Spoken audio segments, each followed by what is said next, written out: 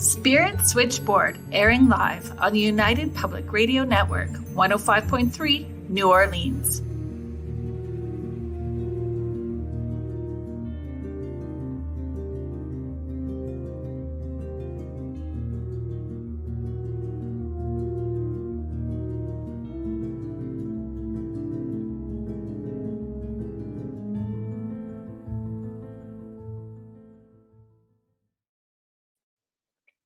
Hi, everyone. Welcome to Spirit Switchboard. I am your host, Carrie Lynn Shellhorn, and you are joining me live on the United Public Radio Network and the UFO Paranormal Radio Network, 105.3 and 107.7, New Orleans.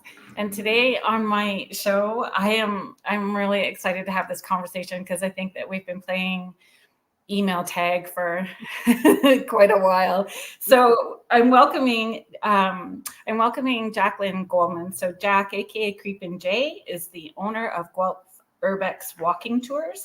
She has lived in Guelph, Ontario for over 20 years and has started Guelph Urbex in the fall of 2021, offering guided historical tours of the Guelph Correctional Centre Grounds. Due to high demand, she rapidly expanded her tour offerings, which now include 7 tours weekly. Her tours range from historical to haunted to full-out paranormal investigations. Jac has a scientific background and has had extensive paranormal experiences throughout her life. It made natural sense to her to build a business based on her unique background and share that with others, both from this life and beyond. Welcome to the show, Jac. Thank you for having me, Carolyn. So honestly, you were my golden gem during lockdowns. And I'm sure lots of people tell you that. But truly, I honestly needed I needed to get out of my house and I love my adult children, but they're adult children. And I needed out of my space. And if you are local to the Guelph area, everyone is fascinated. Everyone is fascinated with the Guelph facilities. So, can you tell me?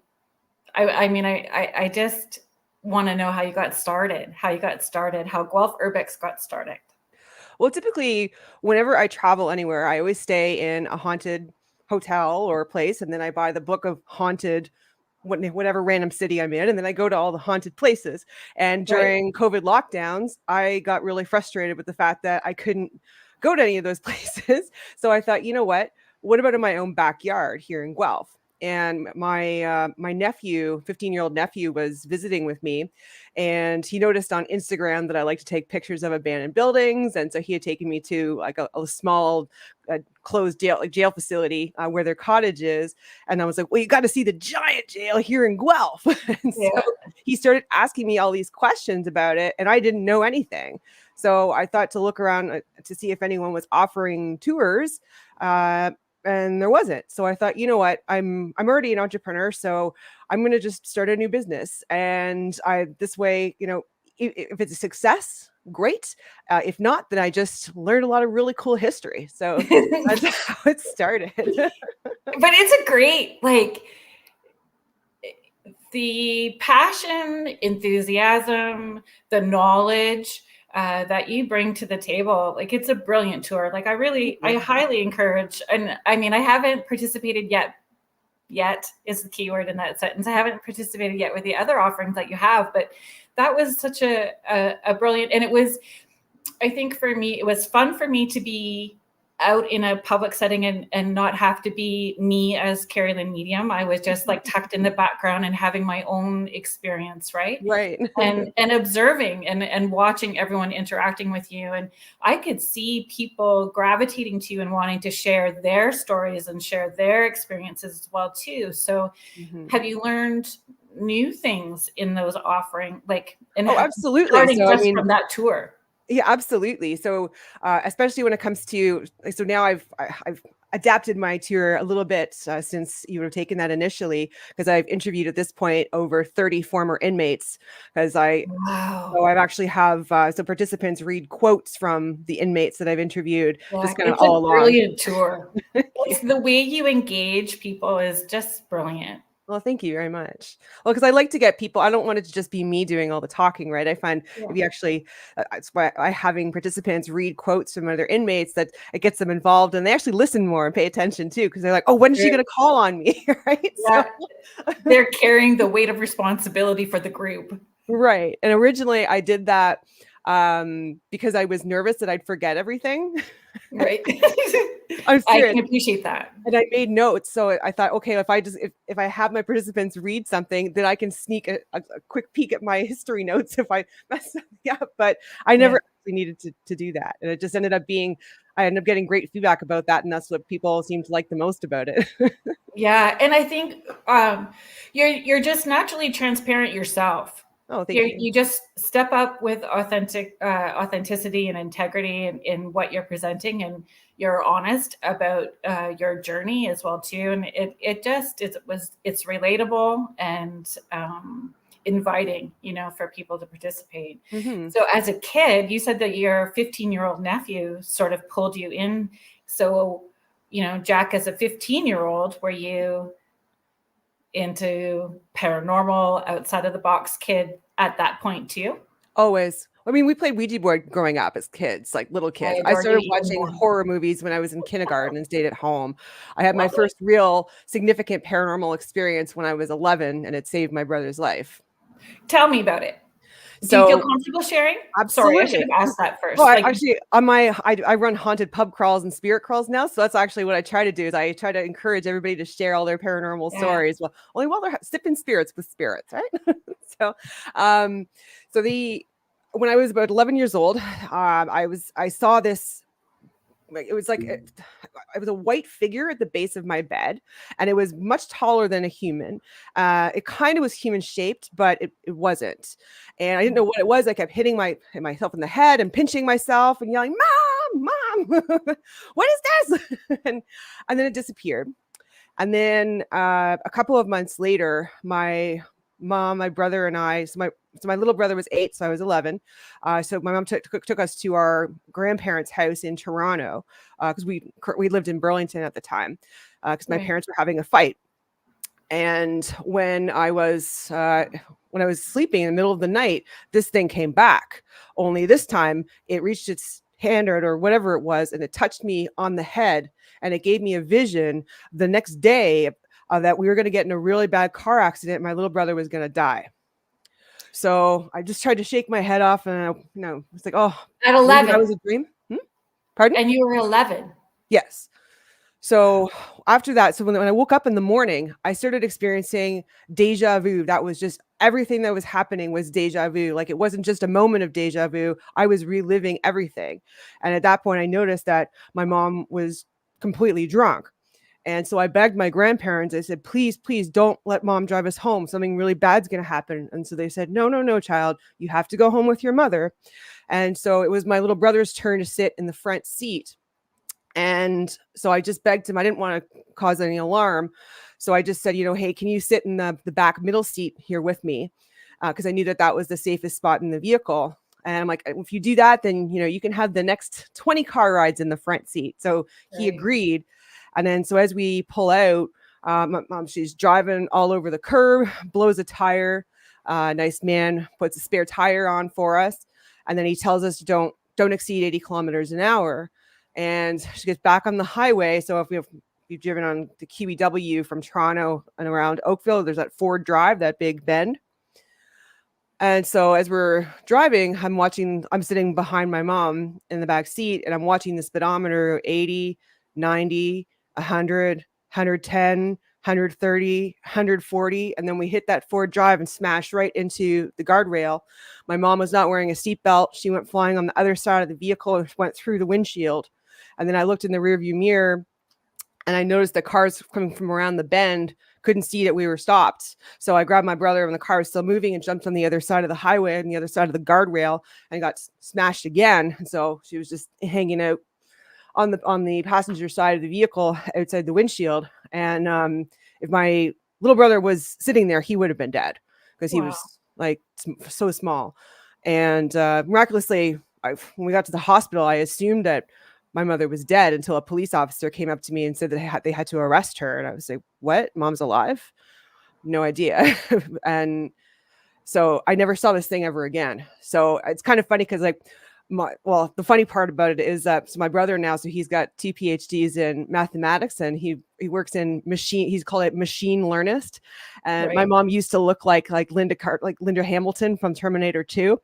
Right. So we just kind of joked that, that was some kind of entity saving him because he's like the John Connor of the future. Right? That's super funny. But that's a lot to unpack.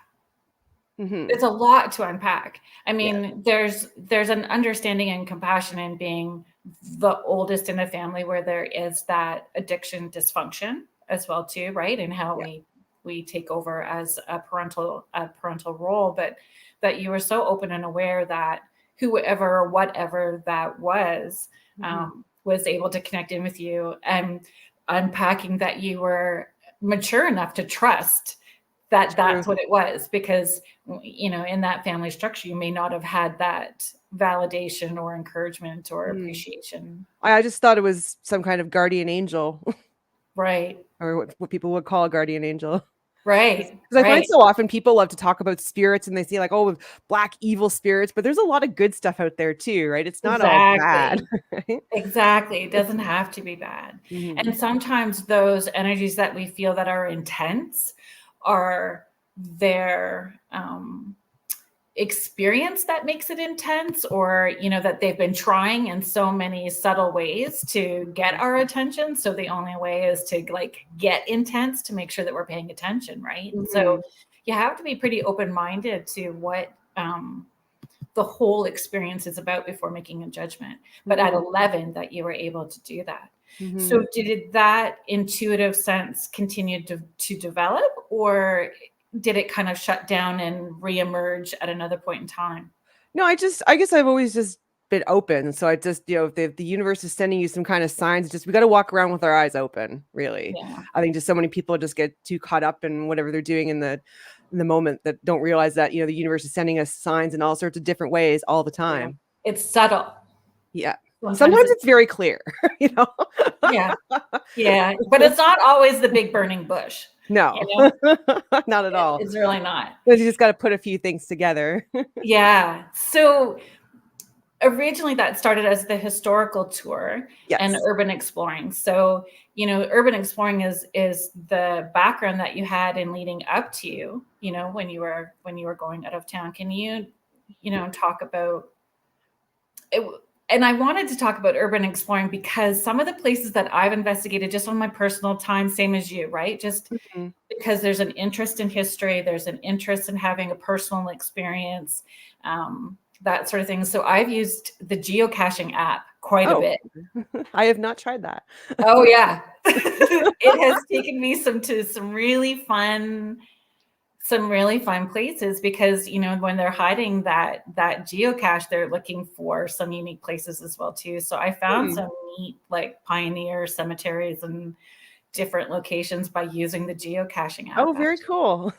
Yeah. So I mean, I really resonated with that idea of urban exploring, and that's certainly how that started for me.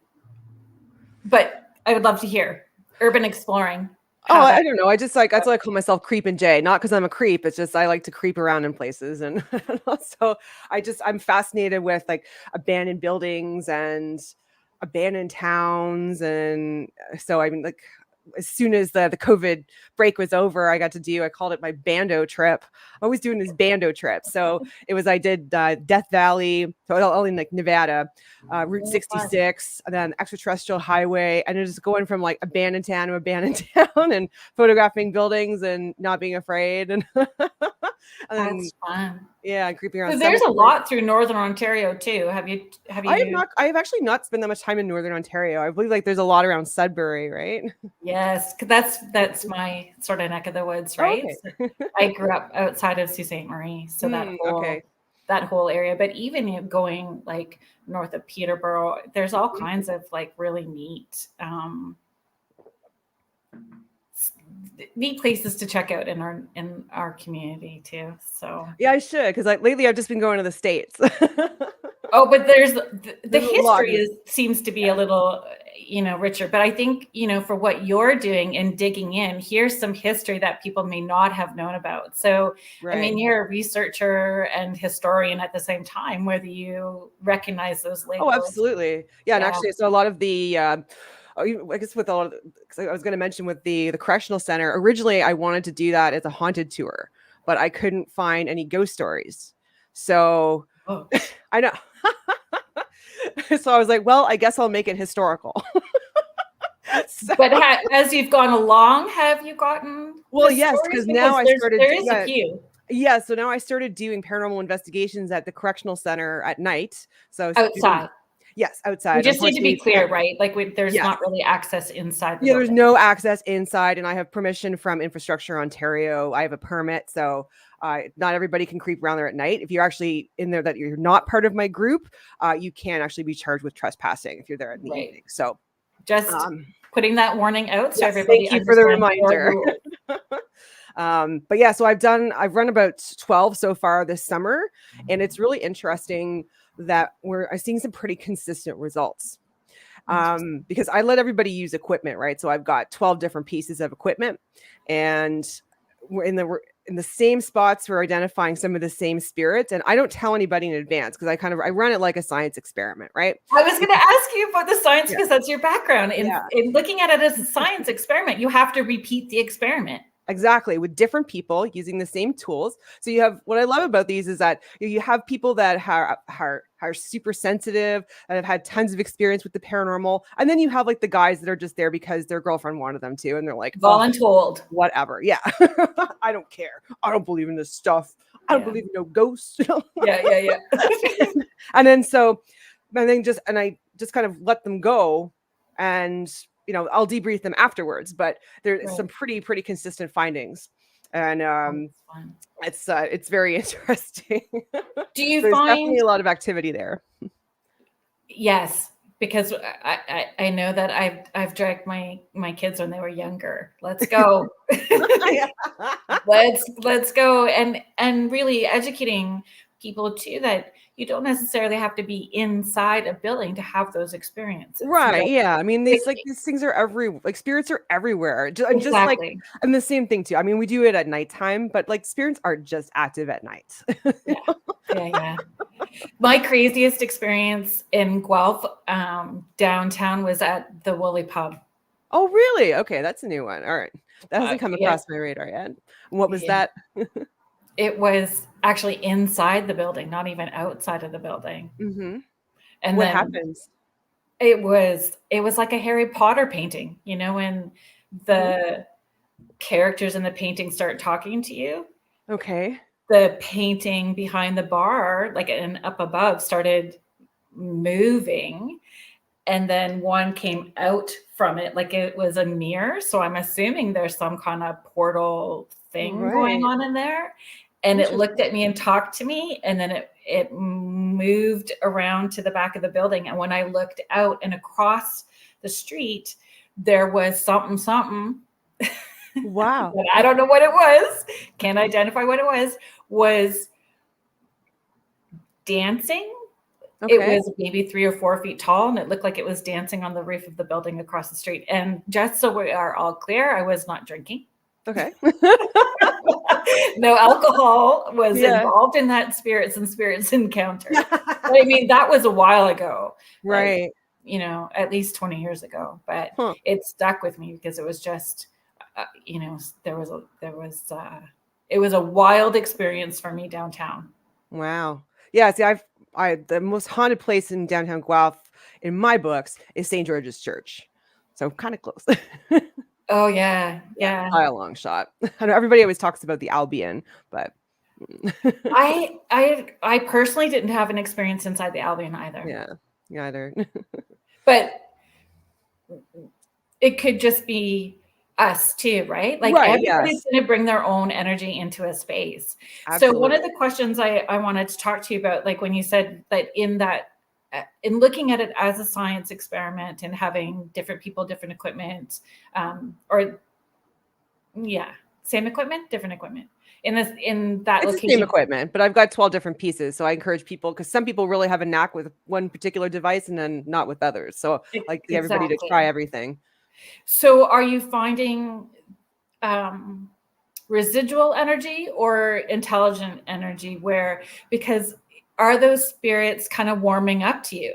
You know, yes, here comes the pretty blonde and she's bringing more friends. With the exception of one. Are you allowed to swear on this thing? Nope. Okay. So I've used a spirit Salty box for a words. really long time. It's okay. I've used a spirit box so many times. I've never heard swear words come out of it before. But there's actually I call him the FU ghost, where every time in the same spot, it's like F you, F off. Right. Not wanting you to invade the space. Yeah, with the exception of like last weekend, I think it liked these two ladies that I was with, because I'm like, okay, we're leaving now, so you have to stay. I always instruct, just in case, because I don't want anybody taking home any energy, right? I just have to make it clear. And then so that very clear in the spirit box, it says in a man's voice, "They're leaving." It's like, what? Wait, so what was the difference with those two ladies? I guess attitude, energy. Yeah, I think so the one woman, she had a lot of experience with the occult, and her mother was into that too, so I think that maybe there was something special about her. Interesting. And you don't really know. I mean, you don't know if the history of the land included anybody doing something ritualistic. You don't know what happened in between it actually being open as a jail, open as a prison, and shutting down, and before it became offices that it is now. And or even before all of that, because on the other side of the river where the Turfgrass Institute is, they found indigenous artifacts dating back to 8,000 BC. Shush, eh? Yeah. Wow. Yeah. Yeah, but it feels weird. Like Guelph is just weird. Like there's lots of history that's buried. Yes, literally. Really. Well, that's why I also run a tour on the hidden burial grounds in downtown Guelph, because there are actually 7 of them. There's 7. Yes. So that's, what one piqued my interest as soon as you put it up. And I just wish that my schedule was more in line with your offerings, because it was the ward murder tour. Yes. Well, that one, so I have a local historian, Bonnie Dirtnall. She's running that tour for me now, because I actually originally, all the history from the Prohibition side of things, I got from her books, because she wrote 2 books on the ward and all the Prohibition history and murders and that sort of, and prostitution. And so I thought, it's best if she runs those tours for me now, because there's a lot of really cool history in the ward. And she's actually right now, it's going to come out in October. She's writing a book, Haunted Guelph, because we need one. We need one of those books. Truly. So it's really exciting. And how fabulous that it's grown that way for you, that, you're incorporating these different arms and different people, and that it's morphed the way that it has, right? But yeah, the original Murder Street concept came out was because, it was a joke between me and my neighbors, because we just it was about a year after I purchased my home. I was just leaving to go to the grocery store, and there's a cop in my driveway, and there's all these cops in the street, and they're telling me to go to the other side of the street. And so I'm like, what's going on? There's like 13 cop cars, ambulances, the SWAT team. And it's like, what is this? And I guess a lady a few doors down from me trying to stab her, or did stab her significant other, and was running barefoot through our backyards. And then as I didn't actually meet the neighbors yet, so this was a great introduction to all of my neighbors. I'm like, oh yeah, well, someone got stabbed and died over there, and someone got stabbed and died over here, and then a few months later, someone else got stabbed and died in the road. And it's like, so we're just joking with my neighbor, it's like, we live in Murder Street. But I love the ward section. It's beautiful. It's so beautiful. And for people like us that are interested in dark history and are energetically sensitive, it's appealing. There's nothing repulsive about it. It's more like, okay, there's a weird little comfort zone that we're going to snuggle right into these stories and share with people. Right? Well, not everybody likes the fact that I run Murder Street tours. There's someone who goes around tearing down all my posters for sure. Wow. But I joke around. I say I'm lowering our property taxes one tour at a time. I mean, it's storytelling though. Yes. And it's not sharing a story that they can't find out on their own. Mm-hmm. Right. You know, like this is just part of the history. What it is. Yeah. It is. It's not made up. Nope. Not a fable. So yeah, I think that happens. Yeah, regardless of what we do, there's going to be somebody that disagrees with it, right? Oh yeah, and you're doing something good if people are disagreeing with you as well, right? Exactly. What kind of tools do you bring? So I've got an EMF reader. I have a spirit box.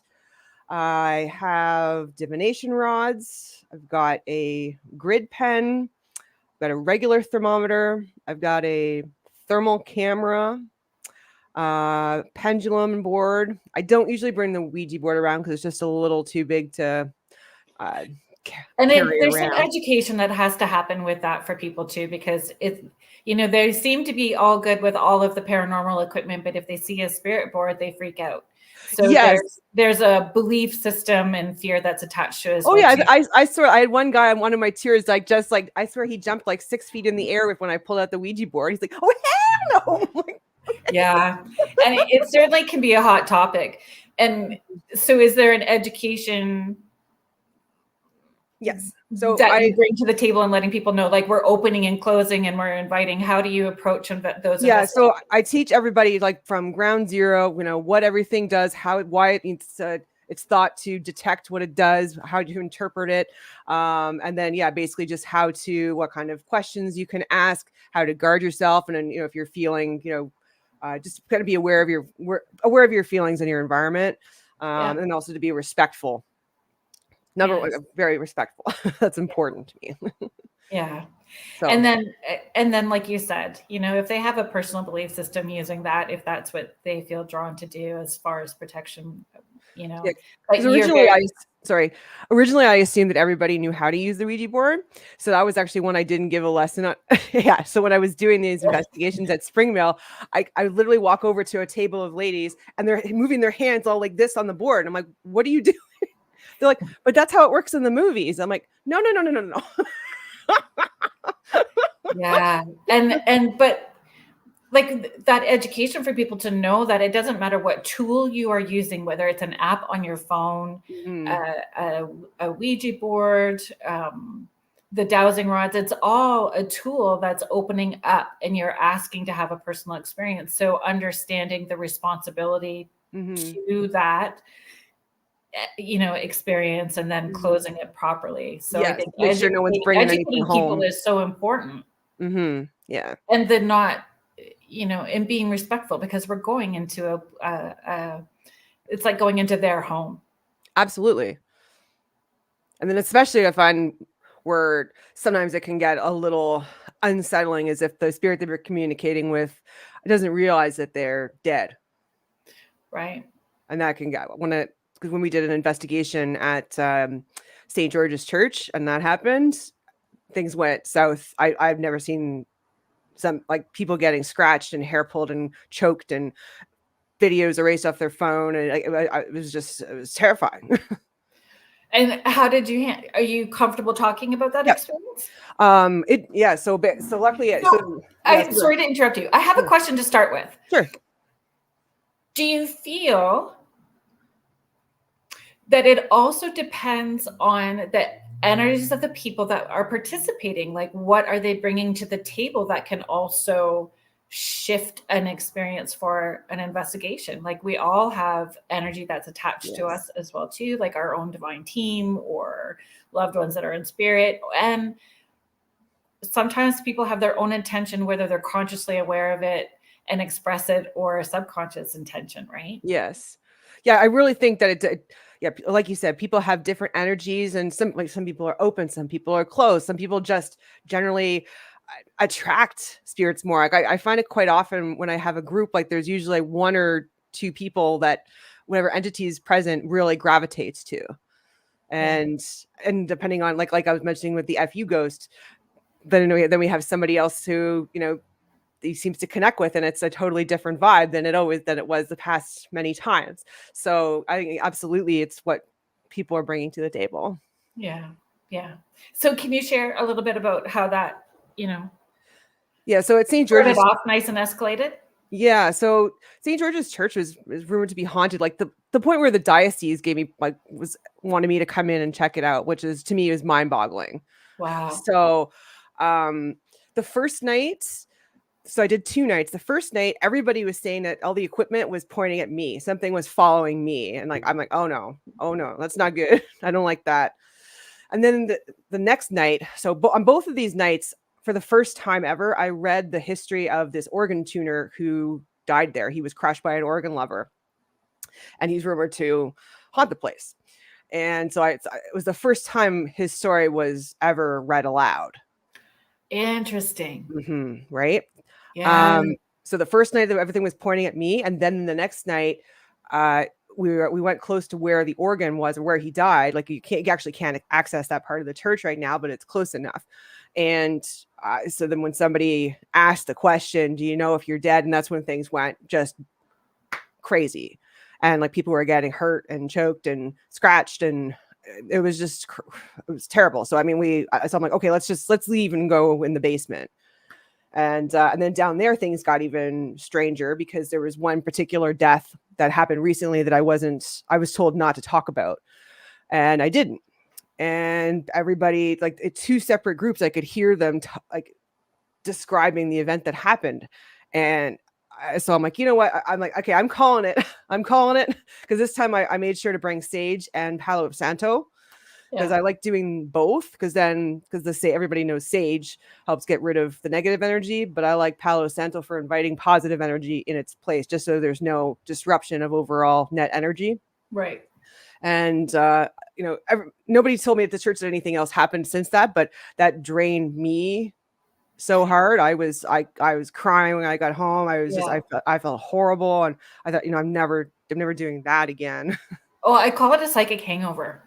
Like you literally feel like you have a hangover the next day when you. Yeah, it was like for a couple of days. I just felt horrible.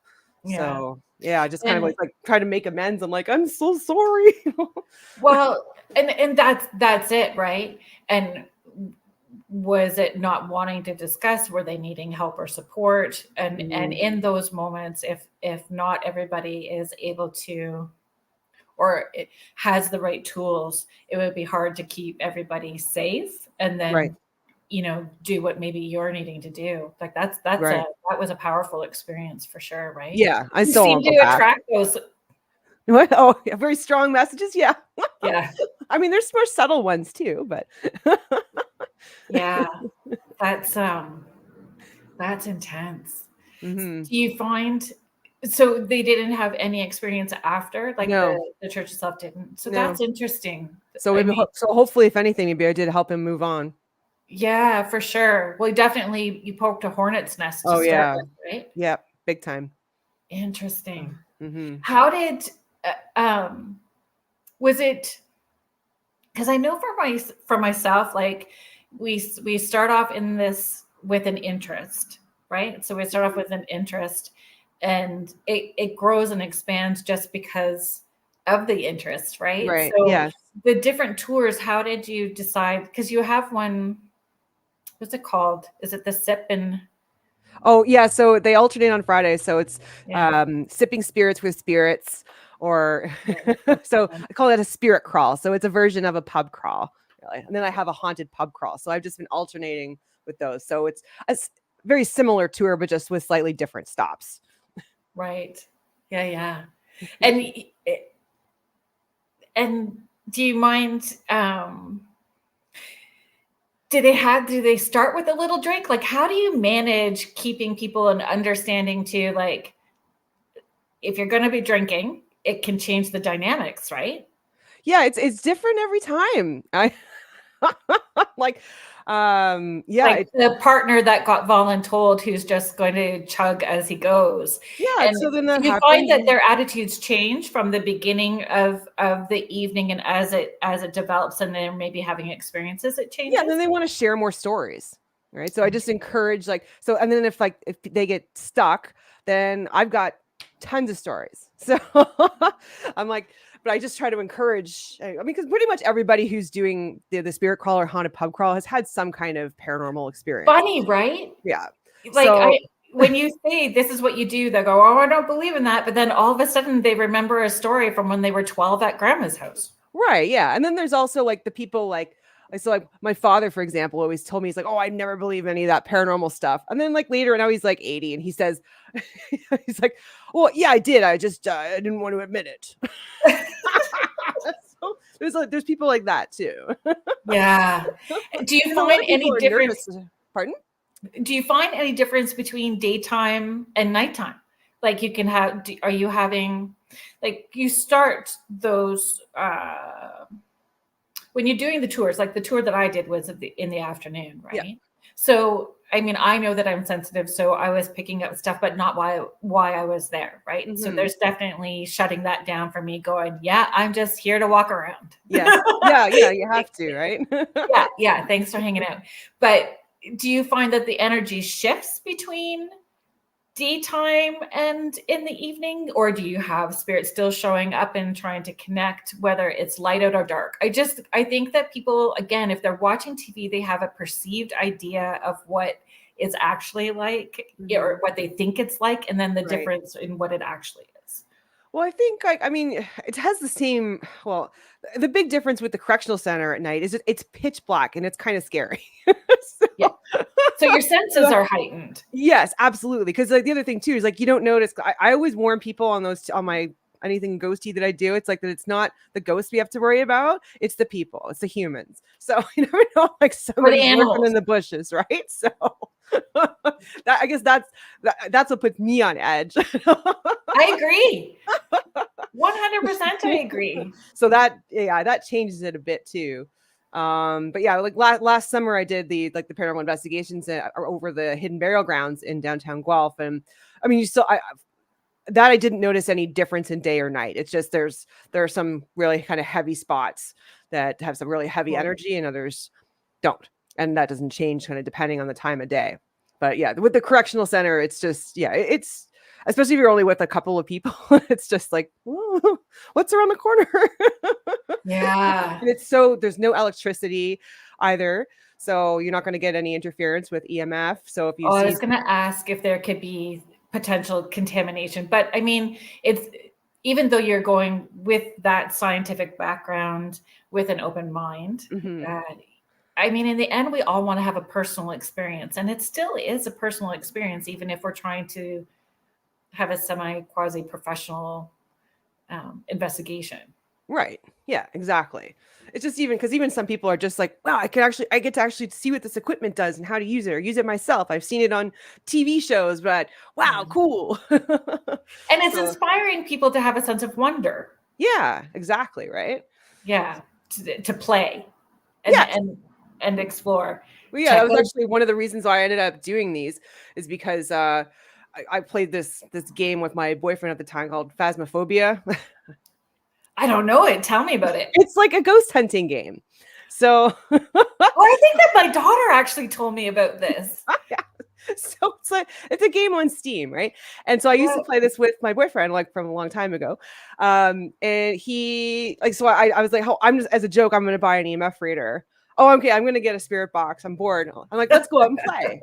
And he's like, no, he's like just too cool for that, you know. So I'm like, you know what? Fine. I'm gonna go play by myself then. And so then I just started doing that. And then it was actually when I was at the I don't know if you ever heard of the Clown Motel in Tonopah, Nevada. Yes, I have heard of the Clown Motel, but you can So share because maybe there are people that are listening that haven't had. it's supposed to be the most haunted motel in definitely America, but also possibly North America. So it's it's a creepy clown motel. It's actually not as creepy. If you hate clowns, you'll really get creeped out. And it's right next to the creepiest cemetery of all time. Like you try to take a photo of the cemetery that's right next to it, and it looks like you apply a filter. It's just, it's so spooky. Yeah, And I'm all so, about the cemeteries. yeah. I'm really drawn to checking cemeteries out. So I ended up, so when I was out there, well, by myself, of course, getting into trouble. And then I see these guys out in the cemetery say, "Oh, hey, my EMF reader broke." And so I was like, "Oh, hey, I have one."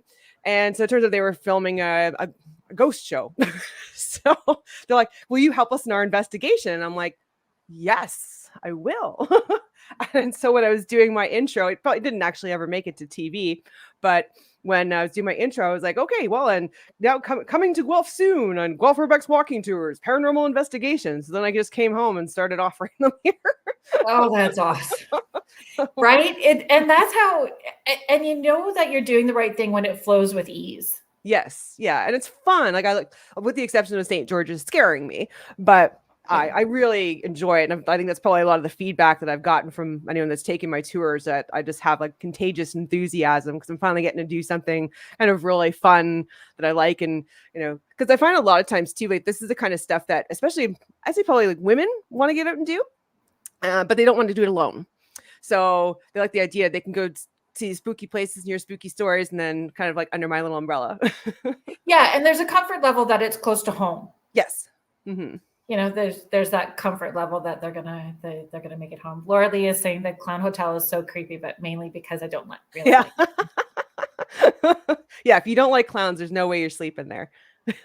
But also just down the street is the Mitzpah Hotel, which is supposed to be the most haunted hotel in Nevada. So it's like that's in competition with the Clown I want to Hotel. know how they get those monikers, or if it's just something that they add to it, because make it there's a up. lot of those, the most haunted. I know, right? Well, it's like that's why if you buy the book, haunted whatever town you're in, like, there's usually more than one place, and it's like the competition as to who's the most haunted. And Yeah. Have you taken people through, or have you explored on your own, like just even walking through the Woodlawn Cemetery? I haven't done it in Woodlawn Cemetery. I feel like I should have. I've just never really gotten any creepy vibes there. No, I don't necessarily get creepy vibes either, but there's definitely some trickster energy attached in there. Yeah, there's been some interesting things going on. I actually took Girl Guide group through there. Oh, really? Oh, neato. Yeah.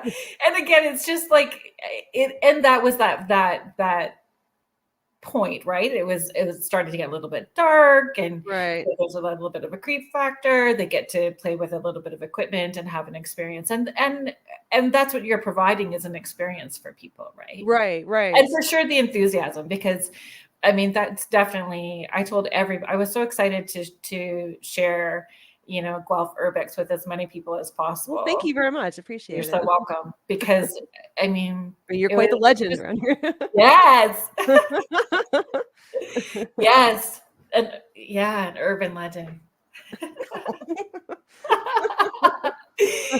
it's fun, and it is fun. And I know that people, it is the sort of thing that you can do more than once, because you're going to have a different experience every single time, because it's different energy, different group of people, different spirits, right? Like it's not ever, it's not going to be the same every time. No. For you either, right? And no, it's not. What makes it exciting. Mm-hmm. Yeah, and it's just really neat to, just like I said, watching people with, different levels of skepticism get together, and skepticism and interest, and see what happens. Right. Do you collect the stories? Like, do you keep a journal? And, I guess that's that scientific mind as well too, right? Yes, right. Well, because even when I did the investigations at Spring Mill Distillery last year, there was supposedly a spirit haunting the women's washroom, and then another spirit on the main floor. But through 6 investigations, we confirmed the name and age and identity of the people who were there. That's brilliant. And of course, I didn't say anything to anybody until after, right? Right. So now they can acknowledge who's hanging out in the bathroom. Yeah. So have you had different locations reach out to you and ask to be included in what you're offering? I have, and then just for different reasons, it didn't turn out. I was really hoping to do the Godrich jail, actually. Yes, you and me But both. It's very challenging to get people to they email back and forth and then they stop. yeah, that's what happened. And I'm like, okay, I'm like, Yeah. I guarantee I have a group of people from Guelph, and I'm like, I'm ready to rent a bus. Yes. Like, we'll go. And it's like, well, we don't have the staff. I'm like, oh, bummer. Like, maybe next year. I'm like this could be gangbusters, you know? I just keep sending the same email thinking that if I'm the little kid that's like in the back of the car going, how about now? How about Yeah. now? How about now? That eventually they'll get tired of me and just say yes. Right? Squeaky wheel gets the I'm grease. probably in a folder that goes, do not respond. Right. Yeah. Irritating child shoved into this big folder. Yeah, it's me again. Yeah. Hey. Yes. And I've tried to format it in so many different ways, my email, you know. I know. Mm. Because they do. We respond, like there is an engagement and then Right. it stops right at the, like, I'm about to get my yes or no to my date. Right. And then I get ghosted. Oh, no. Literally ghosted. Oh, Yeah. too bad. So would there be other places like that you like on a bucket list for you, locally or not? I mean, so I've had It's a lot of work to organize a tour outside of town. Yes, it would be. But I'm also thinking, like, you know, because the connections with Guelph and Godrich, that it was a possibility if Godrich would be on board that I'd expand that way and become G to G Urbex Walking Tours. Is what I was thinking.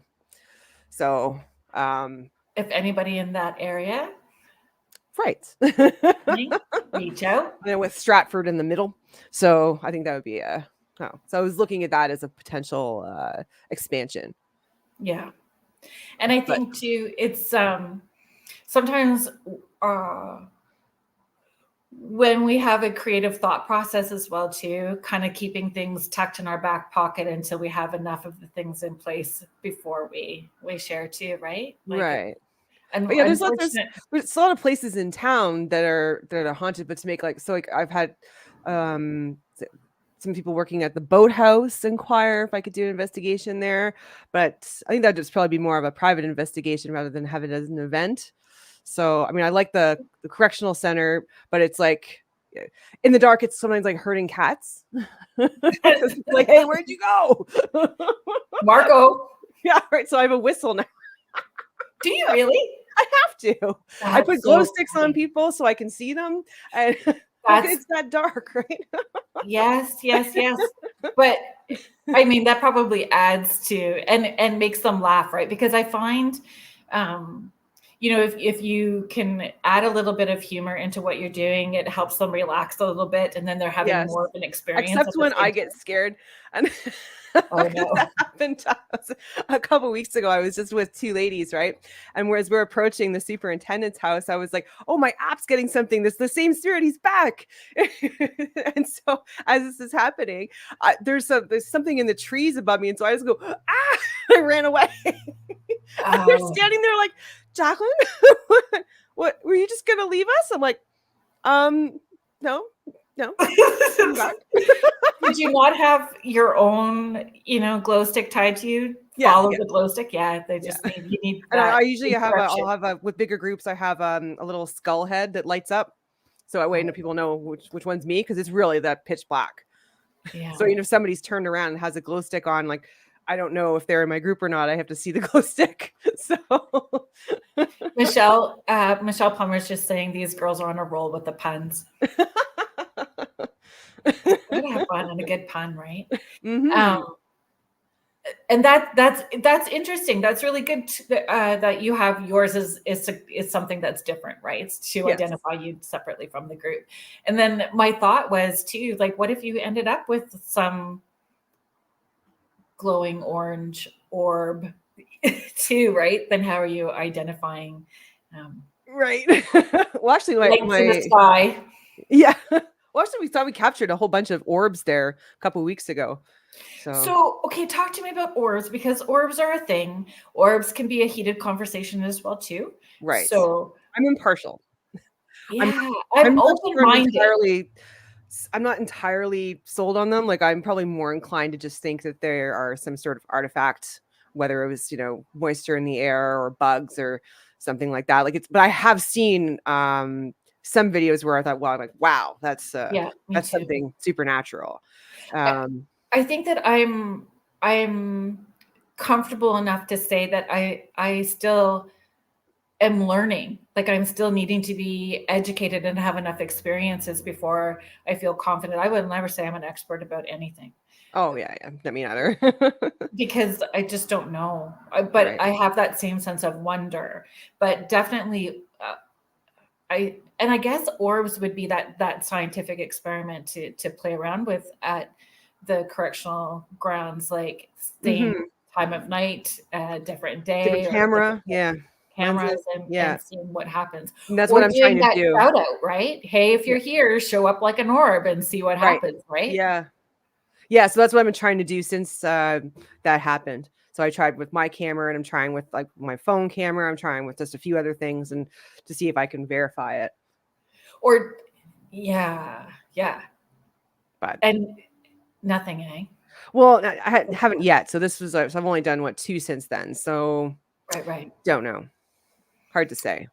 So if anybody's interested, there's some research that needs to be done. Yes. So our main mission with the correctional center is to try to find the burials, because I'm convinced that people were buried on site there. And with the dowsing rods, it's not kind of pointed a direction? Oh no, we've identified many Oh, very cool. locations. Yes. So in all the same spots too, which is interesting, because usually you would have some sort of mass grave in a local cemetery or even on site, and Right. Guelph doesn't have one. And we know for a fact that many inmates did die there. And has any like former correctional officers reached out? Yes. I actually had one former correctional officer she was absolutely certain she connected with the spirit of an inmate who committed suicide there. Oh. And it got very emotional for her. Did she reach out as part of like outside of a tour, or did she participate in a tour? It was in a tour. Wow. Yeah. You really don't know who's signing up. Oh no. Like, I mean, like, it's like when I do the just the historical tours at the correctional center during the day, I always ask up front, do you have any direct experience with the correctional center? Be it, did you work here, know someone who worked here, were incarcerated here, or knew someone who was incarcerated here? Usually the latter they tell me after the tour, and then I'll interview them. But actually for the paranormal investigations at the correctional center, I've had a lot of former guards come along, And which I find is very interesting. Right. Do they share if they had experiences Yes. during their time there? Yes. And I that's very I want to use the word brave. Like, it's brave of them to feel that they can share that maybe after the fact, right? I mean, they're Right. in this position where they're having to be respected. So sharing something openly may not have been so easy for them at the time. Oh, absolutely, right? And so it's nice that they can share now, or even like anybody who's sharing any stories on my tour. I mean, I usually try like to kind of break the ice. I usually tell something personal story of mine, and then people kind of get a little bit more comfortable. Yeah. So it's and that's the relatability, right? That's the relatability. It's the transparency, the integrity that you're bringing to these as well too. And knowing, laying that foundation that you're willing to engage with them on that level, right? And have empathy. Everybody needs a little more empathy in their lives. No kidding. No kidding. So where do you think it will go next?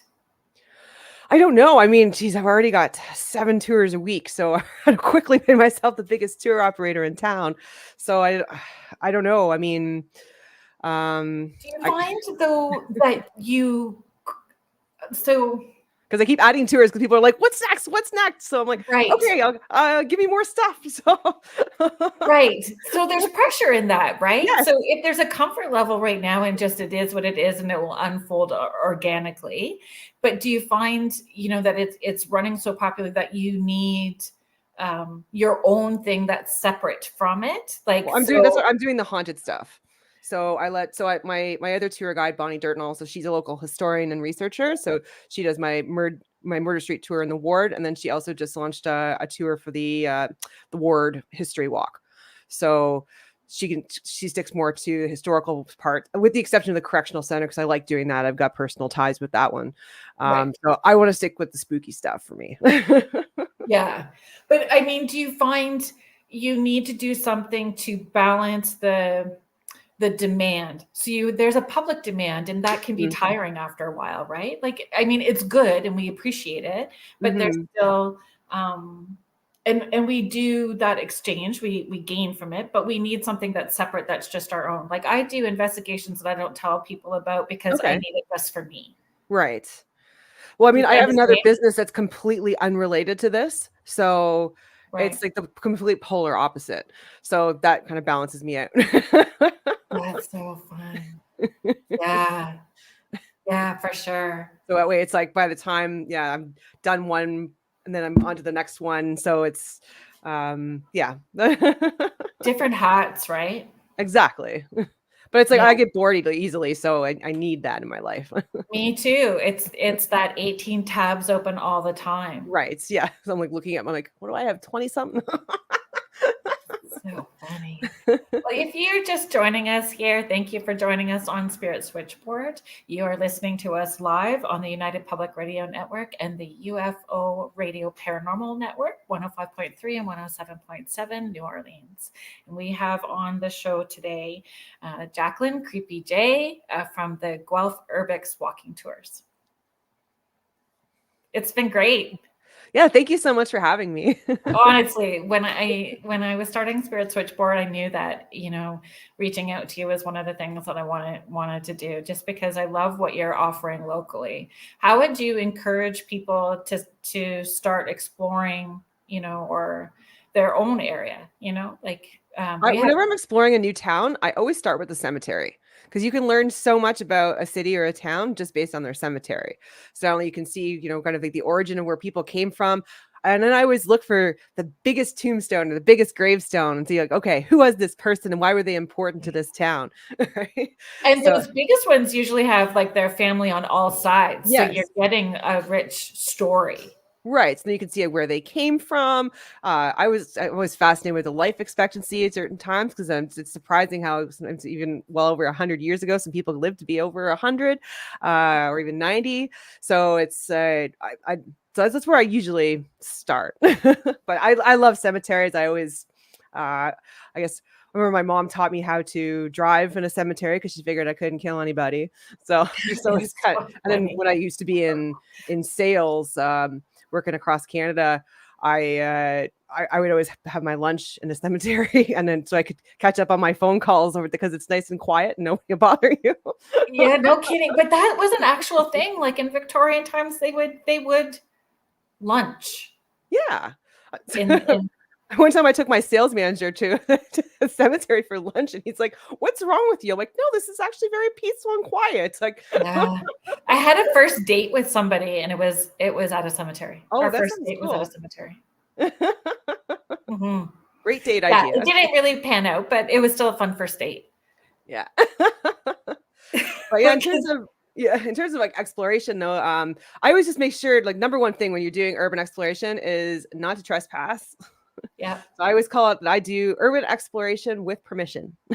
So if there's some exactly. And yeah, can't so stress there's that enough, right? yeah, exactly. Because everybody thinks like, oh, urbexing, you're trespassing, that, and a lot of people do. But that's obviously illegal, and you can go to jail for that. So with some places like there's historically like haunted farmhouse just south of Elora, and I'm like, you know what? I'm just gonna reach out to the owner. So I looked up the land deed, 'cause that's something you can do too if you don't want to just go knock on their door. Because sometimes I don't like to knock on people's doors, because people don't really do that in the country. So you might get shot. Well, Yeah, there's that. And again, there's a respect level because some people, whatever their history is, they may not feel comfortable saying no in person to somebody, True. Yeah. they So may. also sometimes too, like if I'm creeping around in my car, like my mom used to call it a bad man car because I drive a black Dodge Challenger, so with tinted windows, so somebody might think like, oh, it's a bad man coming or something, right? I don't know. Right. So yeah, I just would Here like comes Creepin J. right. It's like, really, I'm not that scary.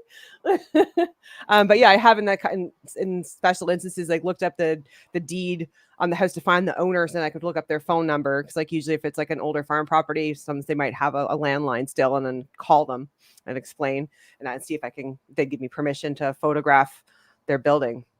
Right. Michelle is just saying your calling as a comedian, Jay. You're hilarious. I don't know about that, but thank you. I'm sure it's not the first time that you've been told that. Not a comedian, though. Really, eh? No. That's fun, though. Do you have a most memorable or most like the weirdest experience that you would like to share about the tours that you've done? I'd say the experience at St. George's Church was definitely the most significant that I told you about. Yeah, just because it was just we really made I think JT upset. So that was not good. I didn't like that. So, but for the most part, for doing these investigations, it's mostly people find it fun and intriguing, right? So I haven't had anything like, too seriously scary with the exception of St. George's Church. Right. And interesting that it was a church, right? Yes. Like when you're thinking about being on. They let me bring a Ouija board in there. Oh. Like, who can say that, right? That was some sweet talking you must have done. Like, I find that fascinating. Yeah. But, I find it depends on who the person is that you're talking to as well, too. Because I have worked in places that were literally protesting about me working from their place. Really? I'm not surprised. Some people are so. Yeah, the Catholic community really. Yeah. Sure thought I had. Yeah, Roman Catholic's very different. Like I grew up Roman Catholic, and it's very different. So everybody's like, "Oh, can you get into Church of Our Lady to do an investigation?" I'm like, "That's never going to happen, ever." Do you think so? No way. I mean, like I've gone around their parking lot and everything, but where the graveyard around the museum. Oh, the museum. Okay, so Bonnie, who runs my ward tour, my Murder Street tour, so she's working on a book called Haunted Guelph that's coming out shortly, and so she was trying to talk with City Hall, the Civic Museum about their history of any hauntings, and they said that they don't want to be associated with knowing that they're haunted. Yeah, there's lots. I mean, I have definitely come across that same experience, right? And not wanting that moniker attached to them and not wanting to be known for that. Right. And I respect that. At the same time, those stories are still there. So those people are having personal experiences and sharing those stories. It's how we hear about them, right? It's absolutely. I mean, so far for all of for the haunted pub crawl and the spirit crawl, and all the different bars and restaurants we go to downtown, like pretty much everybody was like, "Oh yeah, I got a story," or "Oh yeah," and they want to be a part of it, right? Yeah, and there's lots. I just added my story to it, right? Yeah. So I didn't know. Yeah, I don't even know what it was. Like I don't know what that was.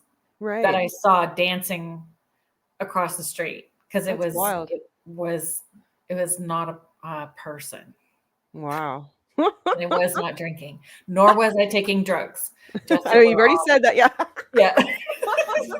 I need to be adamant about that. I'm kind of scared about all that because I have such control issues. Like it's a big deal when you say that you're talking to spirits for a living, right? Like this is and that you have this ability. So that must be kind of draining on you too, unless you don't protect yourself.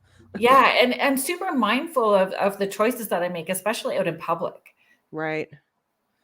Yeah, I can imagine. Right. So I don't know. The weird stuff, I'm like, the weirder the better. Yeah. The weirder the better. Like, yeah. You want things to move, or you want those big experiences. Like we want to have those big personal experiences for sure.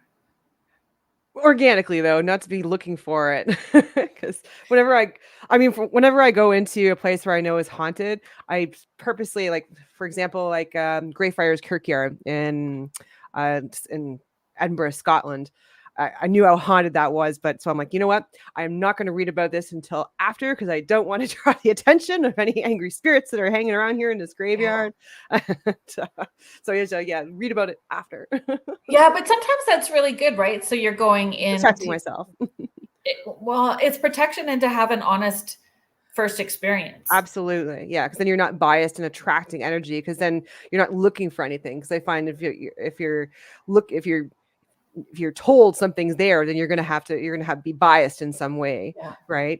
And then you might be attracting energy from something else. Exactly. But I find too, like, so do you get people to introduce themselves? Yes. Yeah. And have the names come up? Have names been said back to you guys? In some cases, like, so for example, like we identified the name of the spirit that haunts the women's washroom in the second floor of Spring Mill Distillery. Right. So because the same name came up over and over again, and how old it was. So, and then we also made another ID at the correctional center in one spot as well. So where it's the same name that keeps coming up over the spirit box. So, but yeah, so I was just trying to encourage everybody that's on my investigations to introduce themselves as well, because I think that's really important. And then to say goodbye. Exactly, right? So it's introducing themselves. Thank you, Catherine, for joining us. Thanks for listening in to Spirit Switchboard and being here today.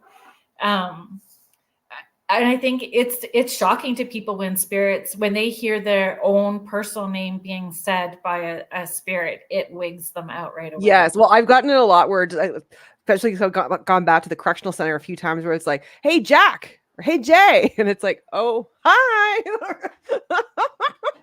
Yeah, recognizes me. Well, and that's what I was curious about. Like, if they befriend you, right? So they. There's probably some that look forward to those tours, and others that tell us to F off. And those that tell you to F off. Yeah. But it could be just curmudgeony, right? Like that's their. Well, yeah, I don't know. I wonder if I hope that you get to know more about that story. Like, I hope that story unfolds more. Yeah, well, I'll be doing lots more investigations until the end of October there, so. Yeah, and that's what happens, right? We're starting to head into that spooky season. Right, yeah, where the veil is the thinnest. That term kind of bothers me, and I don't know why. Sorry. No, it's all good. I don't know what it is about it though, because I'm like, it's always there. So is it and I know that there's a reason behind it. There's supposed to be a reason behind it, but I mean, if you're always in that same spot with people, we're kind of opening that veil up anyway, Right. Like, yeah. I don't know. I was just saying that because it's a saying. Yeah, if it's just that collective. What are some of the ways that people can connect with you and find you? So probably just through our website. That's www.guelphurbex.com. So that's GUELPHURBEX.com. So that we have all of our tours and descriptions there, and so you can book and buy tickets as well. You can also connect with us on Facebook on Guelph Urbex, and then on Instagram as well under the same handle. And then we're also on Twitter or Zitter, whatever you want to call it now, as Urbex Guelph. Yeah. And you can book the tours, and you do private tours too, right? So it's not just I can. Yes, I can. I do take bookings for private tours as well. Yeah, that's awesome. This has been fabulous, Jack. Yeah, it's been great. Thank you so much for having me. Yeah, no, I was really looking forward to the conversations, and because people don't necessarily realize what's in their back door. Right, and there's so much cool history here. Because even too, like, that reason why I started doing this, because like I said, I would go to when I go to other cities or towns, I always look up all the haunted stuff or interesting history that I find interesting. And I was like, you know what? There's a kind of a gap here in Guelph, and I'm stuck here in Guelph because of COVID. And there's lots of, and then I'm like, wow, there's lots of cool stuff about this city. And so I'm like, you know what? Share it in the form of tours. Yeah. Yeah, it is. There's such a rich history, especially through the ward section as well too. Yes. I'm on Waterloo, so. Oh, nice. Yeah. I'm on Murder Street. The dodgy end. I'm the dodgy end of Waterloo. Nice. But I would like to get into those tunnels. Like, oh, doesn't everybody? Yes. It's almost impossible. There's tunnels everywhere though, like all under town, under the main city. The reformatory too also has tunnels underneath it. The university does. The manor. Yeah. So everywhere, but I think the only people that can actually get into any of the tunnels, if they're functional right now, is the people in planning and public works. We need to make friends. Yeah, right. I've been fired from the municipal government before, so won't be me. Yeah, that's a story for another time. Absolutely. I know that you have to run because you're actually giving a tour tonight. Is it a tour? Yeah, so I do. Yeah, so I got to have some dinner quick because I got to run to do my spirit crawl tonight at 7:00. So that's super fun. Well, I hope that you guys have an awesome spirited time. Spirited yeah. I love it. I love a good pun, and I love having fun, and I love history. Like everything that you're offering is just brilliant. Hopefully you can come out on one of my tours sometime, or just we can do a private one too. Yeah, I think it would be a lot. It would be a lot of fun. Do you have the people that are coming to those spirit calls? Do you find that they bring if they have equipment, do they bring their own equipment as well? No, not to the spirit calls, because basically it's just the idea is that it's exchanging stories, so it's more of a storytelling experience rather than an investigation. So, and I wouldn't bring my equipment necessarily anyway, just in case people get impaired and then wreck it. So, yeah. But luckily, I do space it out so that people don't get impaired. So, for example, we'll start off at one space outside, and then we go to a pub, and then I'll take them somewhere else downtown outside, and then go to a pub. So kind of space it out a little bit. So, but to kind of just dissuade people from, drinking too much too fast. Because it just kind of can ruin an experience, right? Yeah. So I just want to make sure everybody has a good time and share some stories of the supernatural and then meet people too. So yeah, good stuff. All right. Well, you have a great night, and thanks for joining me here tonight. Thank you so much for having me. Yeah, I'd love to have you back again. All right. Take care. Thank you. Bye-bye. Take care. So if you guys have been hanging out, we're actually going to bring in Laura Lee. Hi. Laura Lee Potvin is, she was helping me produce the show tonight. She is the host. She is my fellow UPRN colleague and host. Crazy hair. Trying to fix it. Sorry. Mine's all fall flat. Do you want to share the shows that you have? Sure, it's just easier, isn't it? I always say that to people too. So, hi, I'm Laura Lee Potvin. I am the host of my own show here on UPRN on Monday night, The Angel Rock, from 6 to 8 p.m. And I co-host a newer show, actually started in the new year, called The Thing at the Foot of the Bed on Thursday nights here on UPRN with my very good friend, a fellow medium, and he's an angel channel, David Hansel, and that's 7 p.m. Eastern Standard Time. And if you've never met me, I am a Canadian clairvoyant medium, crystal Reiki energy healer, Akashic Records practitioner, a spiritual teacher and mentor, a registered nurse, and well-versed in the paranormal. Thanks for having me. Yeah, it's just always fun. We seem to be doing this a fair amount lately. I don't know what it is. You and I, yes. Like we produce whatever it is, and we get EVPs, and we get all kinds of crazy stuff. Yeah, for sure. So, I mean, tonight we were talking about urban exploring and investigating locally. So, is that something that you've done? You're up in Thunder Bay, Ontario. The problem is, I had a very unfortunate accident. I always say I was beginning to be there at the beginning, or I shouldn't say that. Sorry, got to get in podcasting mode here. I was listening and doing a million things before. Being a nurse, I always say I've been so blessed to be there hundreds of times at the beginning of life working in the NICU. And towards the end of my active nursing career, I worked out in the community. If you're Canadian, it was the Victorian Order of Nurses. And I had a patient who lived in this little trailer park way out in the country I'd never even heard of. I've lived in Thunder Bay my whole life. And I went in the side of it. It was a trailer, and I asked to use the front door to exit. It was closer to my car. And as I stepped out, there was a huge hole in the front landing, and I fell through and shattered all my discs. So, with that being said, my activity is very, very limited. I actually walk with a cane when I'm out. I don't like to, because I would love to explore and go all over. I was very active before I hurt my back, but I do know a lot about Thunder Bay and the activity here. And we've talked about this before, off and on there. Personally. Well, there's so much here. Now, for those of you who may not know where Thunder Bay is, and we bond to with having both of us our origins in Northern Ontario in Canada, we are right on the shores of Lake Superior, which is one of the 5 greatest Great Lakes in North America. And it's almost smack dab in the middle of Canada. We're about 40 minutes away from the Minnesota-US border, and about 6.5 hours north of Minneapolis, Minnesota, trying to get a picture. But I can tell you, we have everything known to God. UFOs, Bigfoot. I have had a crazy paranormal story myself that I've shared on the Travel Channel's Paranormal Survivor in season 4, episode 9, called Demonic Hauntings. Our own Michelle DeRoche has been through Thunder Bay, and we've talked many times about the activity here.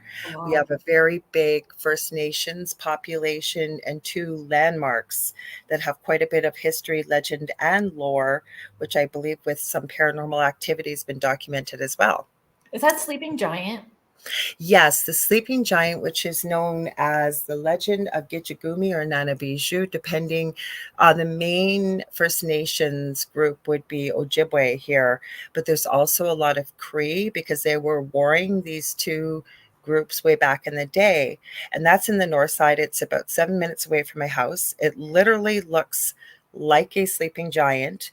Now, as the legend goes, there's a beautiful little town called Rossport. I believe it's about an hour outside of Thunder Bay. And one of the world's largest untouched silver mines is there. And the legend with the sleeping giant is basically he's guarding that silver mine, and anybody that would try to access the mine would be cursed. And people that have tried to, there's a lot of reports of deaths around it. Now, in the south side of the city, which is interconnected, is Kekabeka Falls, which is called Little Niagara of the North. And that also is connected to the legend of Nanabiju. Apparently, the daughter of the chief with Nanabiju, he's supposedly the one laying down. And it does look like a man laying down the mountain range. Protecting it and hiding it, right? Yes, but I guess the Cree had captured her and wanted to infiltrate her father's tribe. And she basically sacrificed herself, this princess. And she ended up telling them, basically, no GPS and canoes and however you traveled. She told them, I guess, I don't know what way she told them to turn right. I'll say turn right. And they ended up going over the falls to their death. And people say, no, I've never seen this, but people have reported that when the sun is just right, you supposedly can see her standing at the bottom of the falls still. So pretty interesting stories. Every city has that, though, I think, right? If it's been around for a while. Wow. Every city's going to have a woman in white somewhere, because there's always a woman in white. They never say in white, though. Like, she literally has long, I've done it a few times because I talk about this lots on my own shows. So I've got a couple write-ups, and I'll read the story with all the details. But as I've heard it reported, like, she's got this long, black, beautiful hair, some say in a braid, some say in 2 braids, typical clothing of what a First Nations woman would have worn back then, and being royalty. So I don't know, but not a woman in white. There are lots of women in white stories, that's for sure. I just want to know, why is always a woman in white? Well, isn't it based on the legend of La Llorona? It's the woman supposedly found out her husband was cheating on her in Latino culture, and she was so distraught she took the lives of her own children, and then she was so distraught. She took her own life. So it's usually the woman in white weeping, and you get EVPs. Yeah, I thought there was a connection about like deep trauma. There you go. We could have just said it that simply. Yeah. I thought it was a connection to deep trauma, but I just don't get it. Like, We were talking. I want to come back looking like a swamp hag. Yeah, exactly. I'm gonna haunt as a swamp hag. Everybody needs to get prepared. I've warned my children. Spirit can appear any way you wish, right? Like, I know for myself, being a medium, and I'm sure you'll second this, that I usually end up describing what I will see. They may show me, say they died in at a really advanced stage, you know, what they look like as they pass. But then throughout the rest of the conversation, say I'm doing a reading, they usually appear to me when they felt the best in their life. Like For they sure. felt like they looked the most beautiful or handsome and healthy and whole. You find that too? Yeah, it's the same with me too. And I find children or babies will show me where they would be at now, what they would look like at the age they would be now if they had yeah, not that's passed, right? true. You know who So has a spirit guide? Have you ever heard of Jamie Butler? She used to work quite a bit with Elisa Medhus with channeling Eric. Are you familiar with that story? No. I feel like I sound like I don't play nice in the sandbox because I don't know who a lot of people are, but I really do play nice in the sandbox. I'm just really in my lane. Who was I telling about you today? Some lady. She's lovely. It was a former guest I had that was Canadian on, even though we broadcast from New Orleans, we have hosts from all over the network. And I guess a former guest had told her to contact me to ask me if this particular not ours, a different network, was legitimate. And I said, I have no idea. I'm sorry. And we got talking, and I said I was going to be producing your show and just how lovely you are. But now that I think of it, it was a friend. I think it was one of my friends. And I was saying, from the minute you said hello, I went, oh, I just love this lady. I love her energy. Thanks. Hi, Michelle. She says, hey, Laura Lee, hanging out. Thank you. That's so nice of you. I'm so glad to hang out with all of you. Right. What about the lady in white? I wanted to ask you this and see what your thoughts are. So David and I told you this before we went live. So David, my co-host on Thursday nights, he's in the US, actually North Carolina. And he was on a podcast of one that I've been on many times. It's called Talking with the Source. And he was on last Sunday. And those boys are all paranormal investigators. So while they were live, David got this massive shadow behind him. And it was just so weird that he got this, right? And we also talk about Nuke's Top 5 a lot because I love that YouTube show, because people send in their videos, and the host is quite a bit of a skeptic. Like, he never tells you what to think. He'll always say, is it all just an elaborate hoax? You decide. There was such a clear classic video clip of Hat Man or Shadow Man. And that's where they wear that flat fedora. I know you'll know, but for anybody listening, you know, and then it's almost like a rain slicker down to their knees, and it's black. It's a black shadow. So we were talking about this last night, kind of like the woman in white. Why, when people see not just shadow people, but the Hat Man in particular, he's always got the same hat, same outline of like I call it a slicker, but it could be like an overcoat to his knees. Why do we see that all? And people report it all over the world. Like, why does it happen that way? Do you think that the spirits are presenting in a way that they believe people are most going to be receptive to them? That's what David did. Okay, so my own particular experience, we had 4 main spirits. Not one person in my family knew about Hat Man or Shadow Man at all. And we never told one another right away. It would be like when you go into bed at night, you talk to your partner, like, you're not going to believe what I saw. And then we're finishing each other's sentences.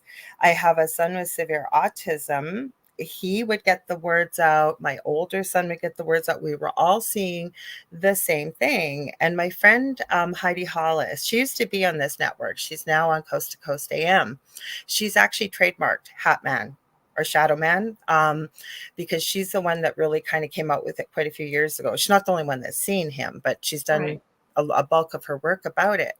And David said this last night. What if it's presenting the way people want to see it?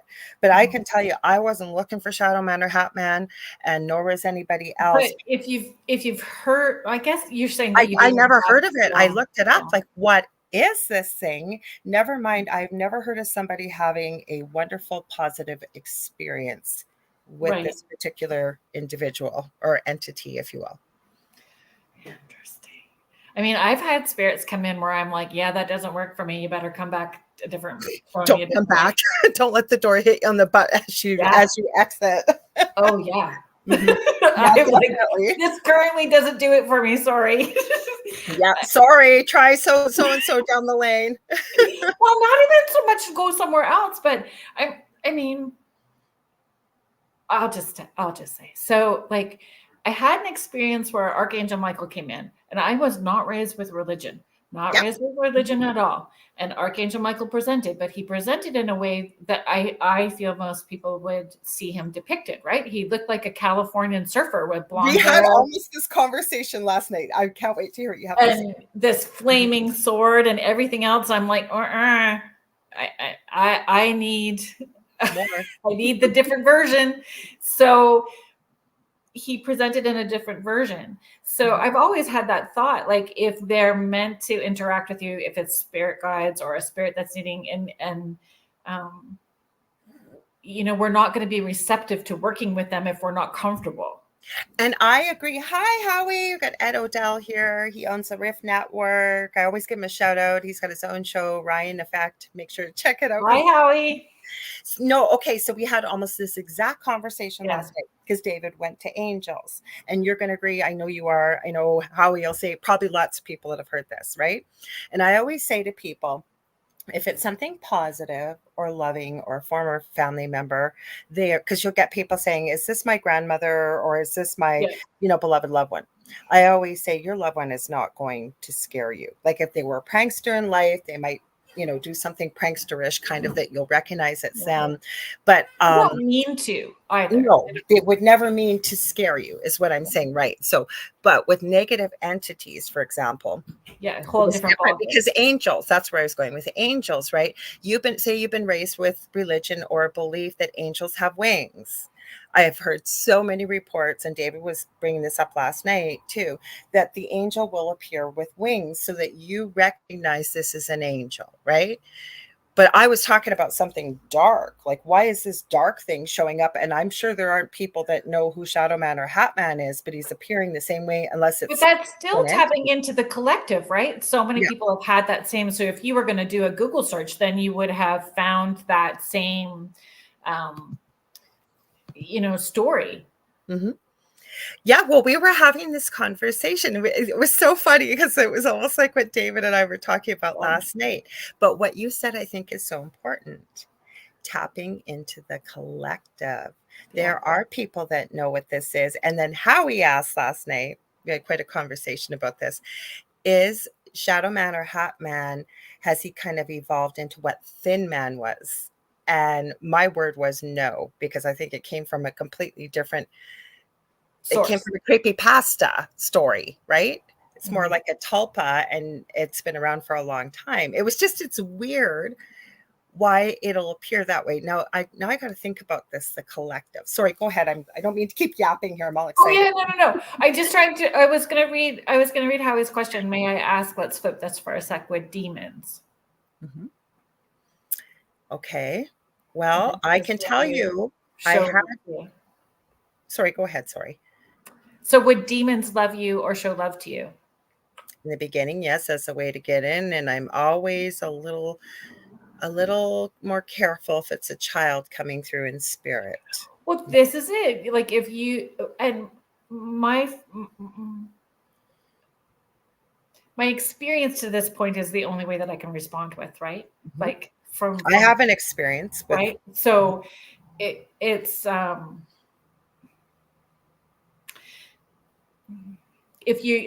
people tend to not breathe and relax. So if you're holding your breath and you're disconnected from how your intuitive senses work, you wouldn't understand you wouldn't be able to discern the difference between something that's hiding what they truly are and how they're presenting, and how that could feel different from, fully exposing who they are, right? Like you wouldn't be able to tell the difference. You would just want to believe that it's a little kid that's laughing.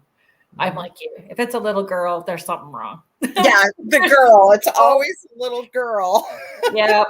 No. Okay, so my experience with something like this, and I'm still not 100% convinced that this actually was a demon, and here's why. This dream happened like 16 years ago. It's like it happened 10 minutes ago. And in my previous home where all the activity was, there was a tree in the front yard. Oh, do you want to read that? Or you want me to finish this? It's up to you. Oh, okay. I'll finish this quickly.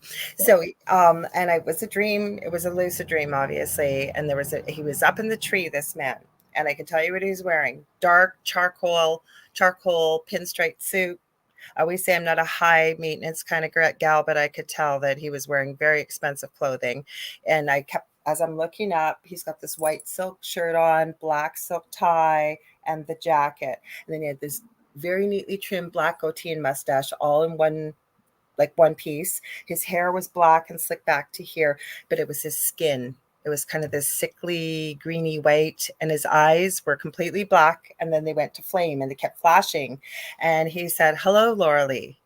And I'd just been talking to my husband at the time about, I had a little business, and I was selling handmade jewelry and pet accessories, and I'd been out the day before. Everybody wanted to carry my merchandise, but they didn't want a commission. And we had just watched the movie The Secret. So that tells you how long ago this was. And Right. I remember my husband at the time, Earl, saying, well, maybe it's The Secret. I had this dream that night. So he says, "Hello, Laura Lee. You know that little business of yours?" He says, "That's nothing.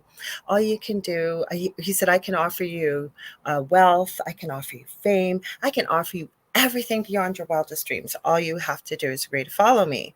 And in my dream, it's not radio friendly what I said, but I want to know, who are you? He then told me his name, told me he was a demon. He spelt it for me. And again, I got even more firmer, but you get the, you know what, out of here right now, dude. I'm not following you. And he started laughing at me, and he wagged his finger and he goes, "Oh, no, no, no, no, no. Every time you see a crow or a raven, you will know who it is." I called on Archangel Michael in that dream. I can't even describe the brilliance of the colors, like royal blue, Right. silver, and white.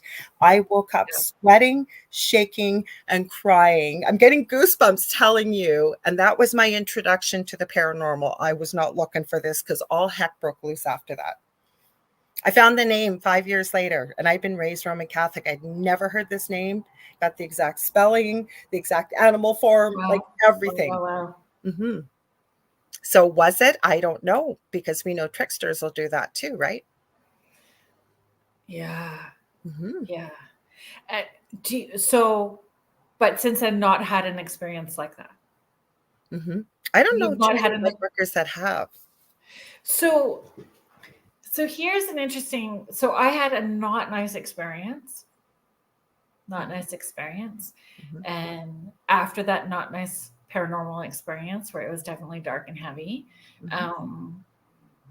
it helped remind me that light always wins over dark, and that I needed to ensure that I was stepping into any of those experiences armed with light and first. 100%. Like that it's not, I had to remove the ego. It has nothing to do with me. And the fear, because once you educate yourself and understand that it's like energy, you're no longer a match for something like that. Yeah. Nothing to fear, not being arrogant, but standing, I think, in every human being's right that we have dominion with our higher power, whatever that belief is, right? We have that right to tell whatever you don't belong here. Go back to your lower astral realm or wherever you come from. And light and love, right? Yes. Though that phrase just irritates me. I don't know why it does. And what's that, light and love? Yes. Because everybody says that. And it's been so no overused. intention behind it, no actual action behind it. I and agree. So their thoughts, whereas in actions don't line up. So as soon as I hear that and I can feel that it's not all lined I up, didn't mean it that way, and I know you didn't, but really, if you break it but down, it's you true. feel into it, right? Like that highest vibrational source is unconditional love. Yes. Mhm. And it is that highest vibration, and tapping into holding that amount of love, and the vibration of love, and that light, like beaming it out from you, right? I love what you're saying. Like, even you'll hear people that are empaths. I believe most of us I believe all human beings have these gifts, but some of us are more tuned in for whatever experience or whatever it is, right? And it's all about our experiences as we grow up and what have you. But where I'm going with this is you'll hear people say when they're empaths that it's a curse. I don't look at it that way. It's such a gift. But you'll hear people say that you have to protect yourself, you have to shield yourself. So I have a video that I share the most. I don't have a big YouTube channel, but I share it, and I believe I channeled it, and it's called How to Create a Love Shield. And it takes longer for me to walk people through it than it does to do yourself, because by the time you're done that video, you will know how to do it and what to do. So you won't end it and go, what was step 7 again? Right? Because love is so powerful. I can't think of anything more powerful and high vibrational. Yeah, it's true. It's true. Do we want to address how Absolutely. He said he was going back to his tuba, but it looks like he's still there. That's awesome. Do you want to read it? Sure. How I saying, but we know Slenderman could have been manifested by society. I think it was. I do too. I think when we all, because our thoughts are energy, and we're always in constant co-creation. So, I tell people, if you're saying something and you can say clear, cancel, and delete that thought. Thank you very much. I don't want to manifest. I love that you have that phrase. I love it. We're going to clear, cancel, and delete that thought. So if you have so many people putting that same energy into something, you are all in co-creation of that.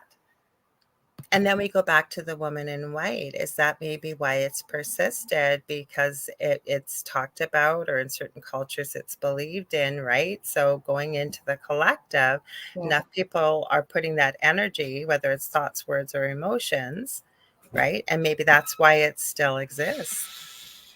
So in applying that to the paranormal investigations, like when we were talking with Jac earlier, what you bring to the table. Yeah, she's pretty fun. So what you bring to the table matters, like what energy you're going in with. And I think that we need to get more comfortable with having honest conversations about, I'm feeling a little off today. Absolutely. And being honest about that, or being honest to say, I'm feeling like you might be a little off, and that's okay if you don't want to engage in this right now, and having honest conversations about how we're feeling energy of people.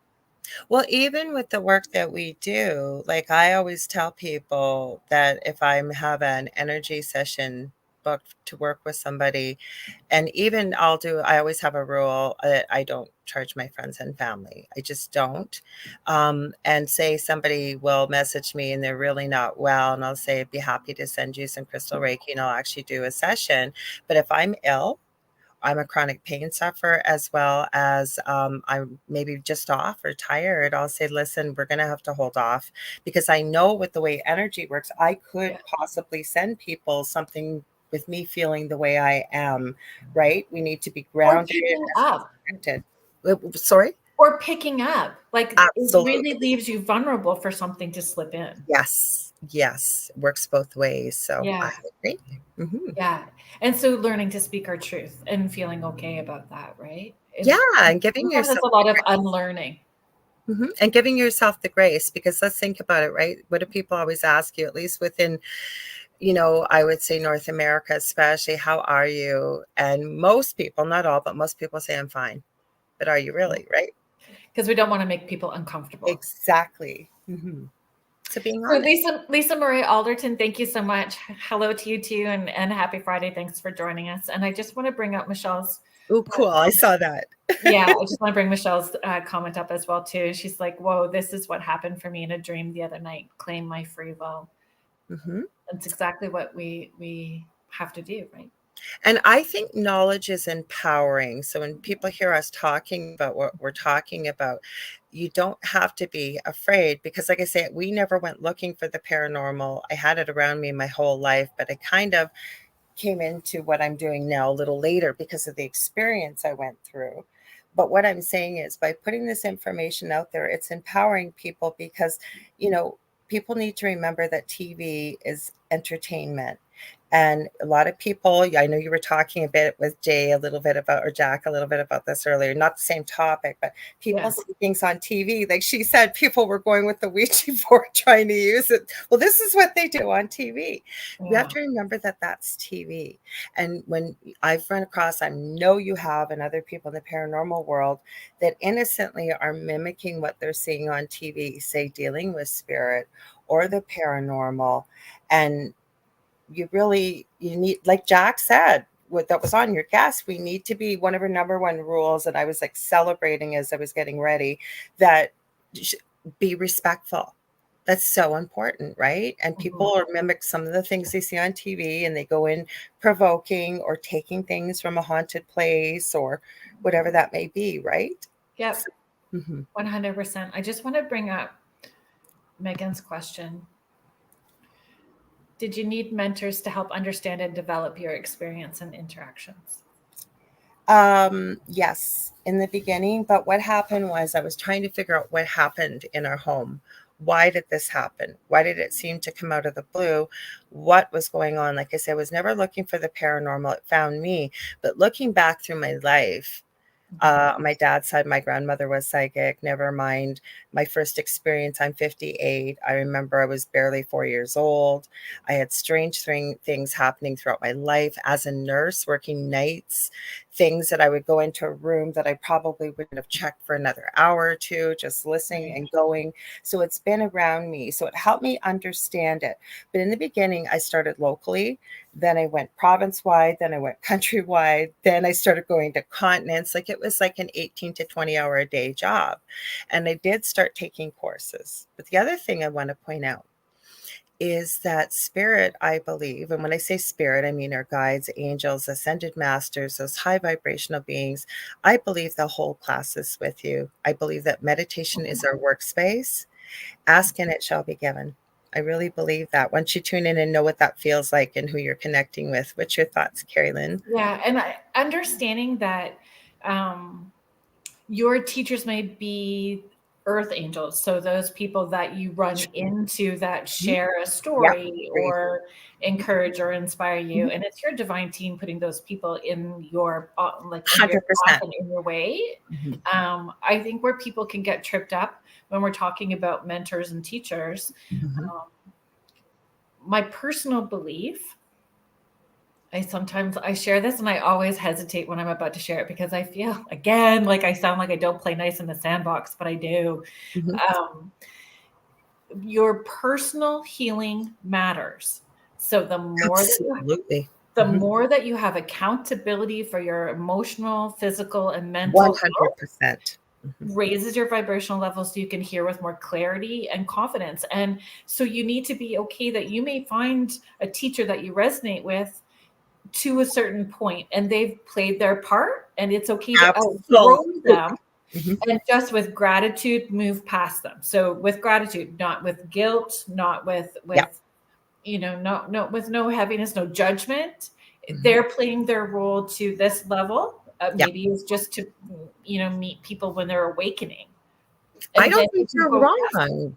I'm Yeah. I wouldn't even hesitate to say what you just said because I will tell you, and you can hear me anytime, whether I'm doing I've something. gotten flack for it. I'm sorry to hear that because my Yeah. number one thing I was going to say, I say to people always is, and I do mentoring as you do. You have a fantastic group on Facebook. I have shared it with so many people that Thank have you. asked me newly awakening, and you do so much and you give so much. But when I'm mentoring as well, I had someone contact me and went to pay me right away. I said, whoa, whoa, whoa, whoa, whoa. There is so much stuff out there. I am happy. Sent them a bunch of stuff. And I said, because I want to be mindful of people's money as well, right? Like it Yeah. costs money. Save it for something once you really maybe know what you want to do. But my whole point is I always encourage people work with a variety of Yeah. mentors. It's kind of like working with spirit. in the Akashic records? Could I work with an individual ascended master or angel or whatever? Yes, but when we work with a collective, it's tapping into that collective and more seems to come in. It's the same with a mentor. Take what resonates, no matter what it is, leave the rest, but get it from all avenues, because I think you get a much more well-rounded knowledge base, basically. I would encourage people to, thank you, Megan, for asking this question. I would encourage people to trust their intuitive language as it's developing for them, because it's going to be true to you. So, whatever you need to do to have that confidence, but how you receive may go against the grain for how everybody else. But if it's true to you, don't try to force it to be something else, because it won't work for you. It just won't. 100%. And you know it, you've seen it, I've seen it, where you've got a group of maybe 60 people, whether it's online, a room, whatever it is, and there's always a few that are by the end look very dejected, and they say, I didn't get anything, like maybe I'm just not meant to be doing this, like maybe I'm just not connecting. It's like, no. And that's okay. Give yourself the grace, the space, and the time, because spirit meets us where we're meant to be. Plus, you may be receiving it, but you're just maybe not sure. Maybe it's going to come to you in a dream later on. Whatever it is, we have to be where we are in the moment. I think, believe in ourselves. I believe we all have the ability to connect. Letting go of your expectation. Letting go of your expectation of what you think is supposed to look like. And don't measure yourself against all the people around you. It's hard, though. Experience. Mm-hmm. That's a journey in itself, not comparing. Yeah. I mean, I still, especially if I'm overtired, it's bad. I can slip into that, like, not doing enough, not giving enough. I can slip into that pretty easy. I think we all can. I think, okay, here's an example. If I'm hangry. I'm hungry, it's bad. I can give you a personal example. I work with two women with the other side with spirit, and one of them is the most incredible channel, and the other one's this is going on with my computer once in a while. I'll step back. It's probably me getting too close. I heard feedback. Anyways, one of them is an incredible channel, like almost like automatic writing, and just the most incredible words of wisdom. And the other one, like, she writes all the time and gets messages from spirit. Can I do automatic writing? Yes. And I'm hearing from spirit, not just then, like, it's about time you start sitting down to write. And I really don't like it because I can't read my writing because it's coming so fast. But then I started, and did I do it because it was just for me? No, I thought, I'm using my mouth, and there's other pieces, like my voice, so I started writing. Now, did I do that because I heard the calling? I've been hearing that calling for a while, but being honest, I felt like I'm not contributing enough. Like, I'm just speaking with my voice rather than writing. So what did I do? We all do that. Yeah. And I think, Spirit's going to push us because they understand where, the most benevolent outcome is for us. So we just have, I just noticed it goes by so fast when I talk to you, Carolyn. Yeah, no. There's just some messages I want to try to get to.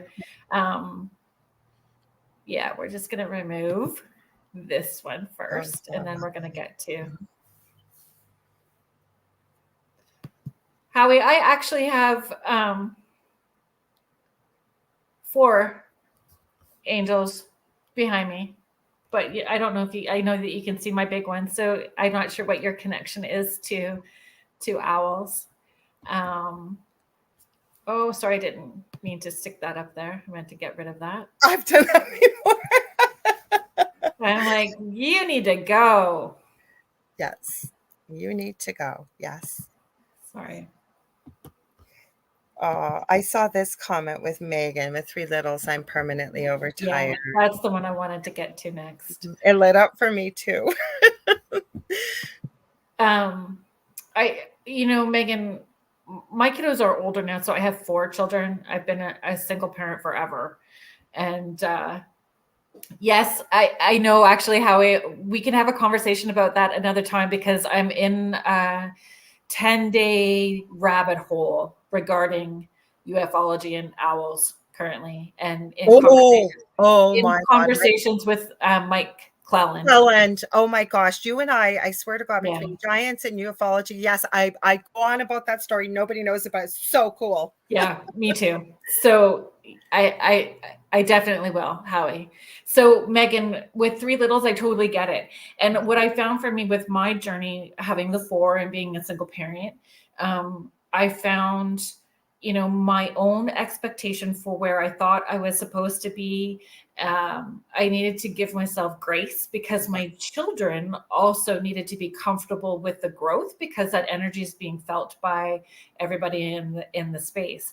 And for my children, it really pushed me to have accountability for my own energy. It pushed me to be aware of how I was releasing my energy, what I was taking on, what I was bringing into the house. Like our little ones are our best teachers. So, let them help you on your journey, and don't necessarily switch it the other way around. There's a really cool book if you're interested. It's called Child of Mine Know This by Rebecca White Cotton. And it's a fabulous book that talks about us having agreeing contracts with one another and things that we've agreed to. So it might I'm going resonate. to leave one comment to that as well. I have two boys, and one has severe autism, still very much like a little, even though he's 25. But my whole point is absolutely 100% what Carrie Lynn said. And the other thing is, remember, with the best person, right now, the most important thing is your little ones and being the best mom that you can be.